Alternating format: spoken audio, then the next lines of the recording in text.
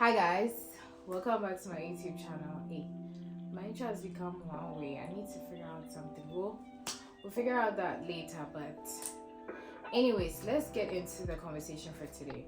So today I just came to, should I say rant or like have a conversation?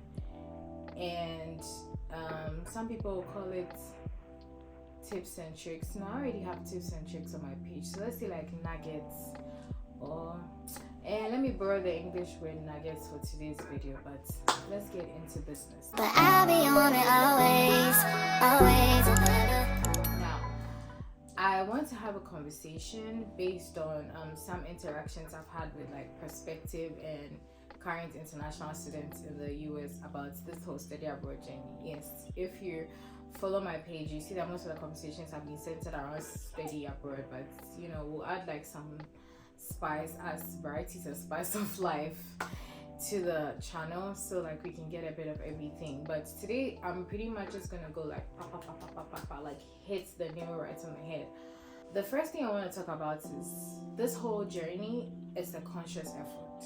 I say this because you need to be willing to put in the work, from the research to writing every statement or documents that is required of you, reaching out to whoever you need to reach out to, and eventually putting in your application.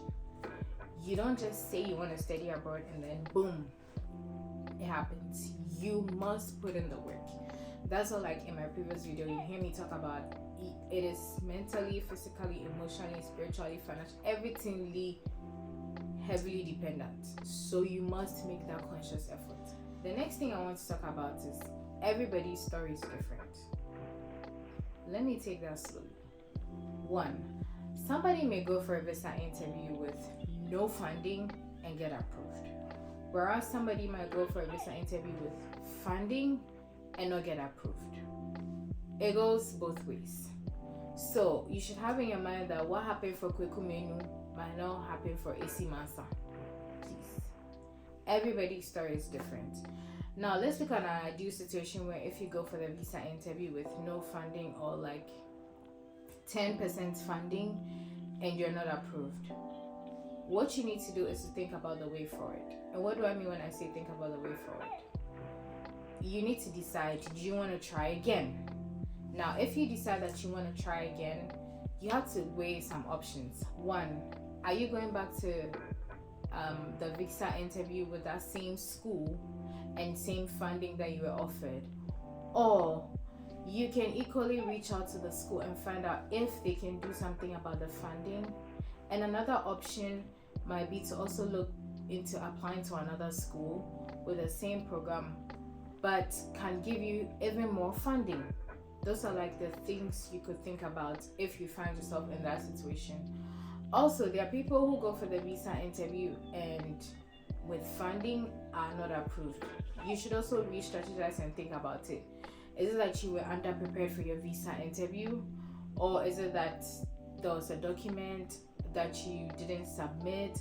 Or did you make a mistake in your DS-160?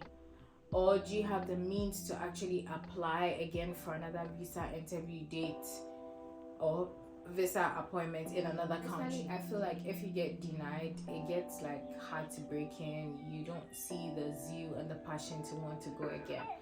But it's just like setting a goal or a target for something. If you make up your mind that you want to do something and you truly want to see it to the end, or you truly want to see it succeed to the end, you put in the work.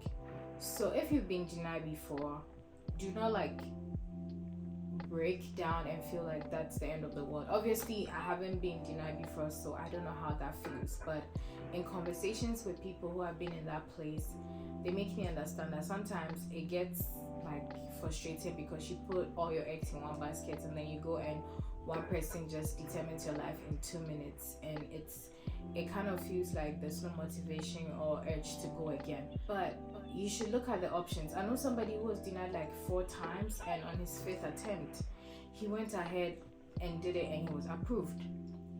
The first 2 times he went with no funding, not approved. The 3rd time he went to like 15% funding, denied.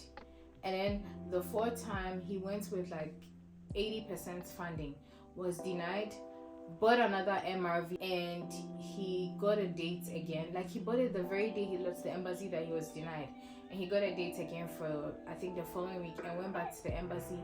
And then he saw the same visa interview, the visa officer, who interviewed him and said, "Are you back again? How did you get a date?" And if somebody has interviewed you before, like if a visa officer has interviewed you before and you were denied, they wouldn't interview you again. You have to go to the next person. And then he got approved this time. But that's not to say that that is the case in every situation or every scenario. No.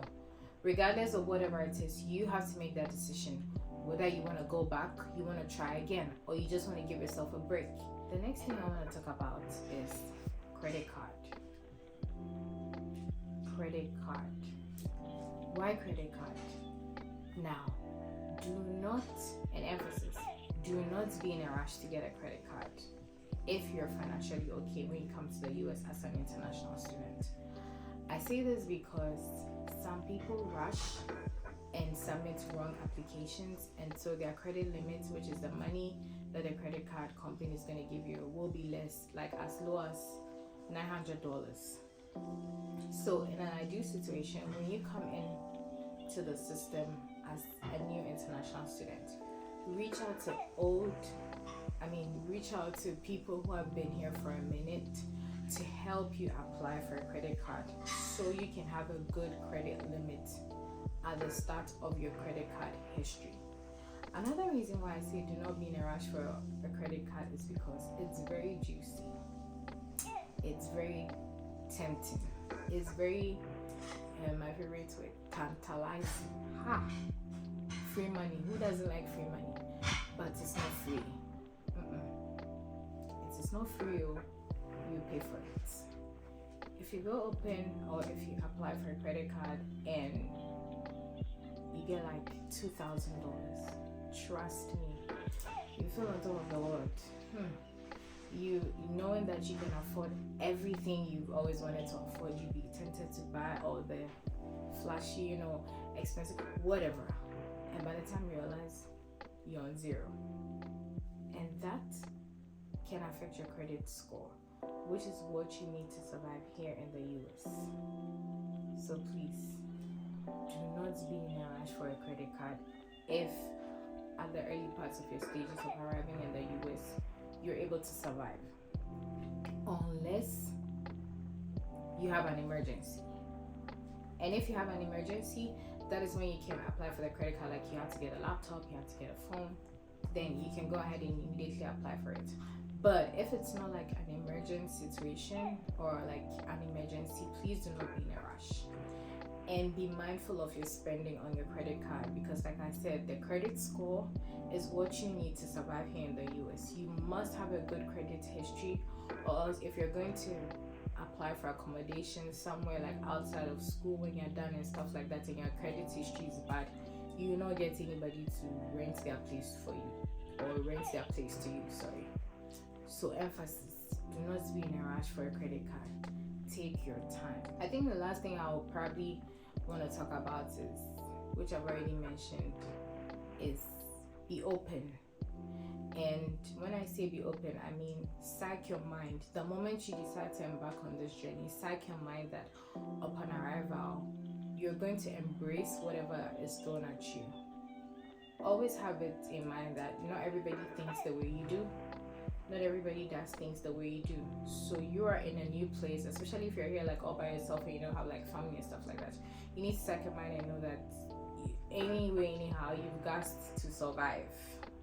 So which means that you need to be open to trying new things, meeting new people, make that conscious effort to network, and research extensively on how you can be successful in your field, or like how you can embrace every opportunity that your school gives you. I say this because almost all universities in the US like give room to students to go for conferences, partake in these conferences.